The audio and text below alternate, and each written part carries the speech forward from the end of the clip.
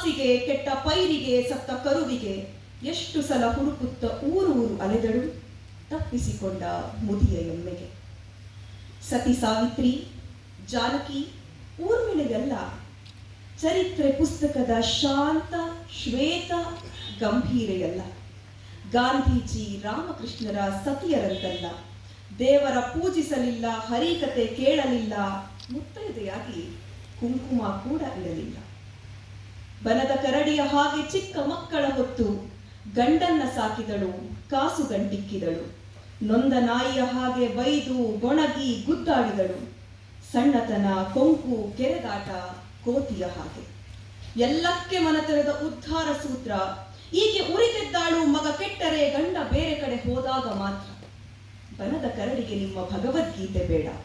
ನನ್ನವ್ವ ಬದುಕಿದ್ದು ಕಾಳು ಕಟ್ಟಿಗೆ, ದುಡಿತಕ್ಕೆ, ಮಕ್ಕಳಿಗೆ ಮೇಲೊಂದು ಸೂರು, ಅನ್ನ, ರೊಟ್ಟಿ, ಹಚರಕ್ಕೆ, ಸರೀಕರ ಎದುರು ತಲೆ ಎತ್ತಿ ನಡೆಯಲಿಕ್ಕೆ.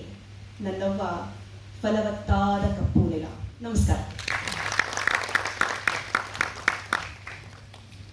ಕನ್ನಡಿಗರೆಲ್ಲರ ನೆಚ್ಚಿನ ಕವಿತೆಯಾದ ಅವ ಕವಿತೆಯನ್ನು ಓದಿದ ನಜ್ಮನ್ ಅವರಿಗೆ ಧನ್ಯವಾದಗಳು. ಕನ್ನಡದ ಸ್ತ್ರೀವಾದಿ ಚಿಂತನೆಯ ಎಲ್ಲೆಗಳನ್ನು ವಿಸ್ತರಿಸುವುದರಲ್ಲಿ ಆಸಕ್ತರಾಗಿ ಹೊಸ ಹೊಸ ಪರಿಭಾಷೆಗಳನ್ನು ಕನ್ನಡ ಸಾಹಿತ್ಯ ವಿಮರ್ಶೆಗೆ ಕಟ್ಟಿಕೊಡುವುದರಲ್ಲಿ ನಿರತರಾಗಿರುವ ಕನ್ನಡದ ಮಹತ್ವದ ವಿಮರ್ಶಕರು ಇವರು.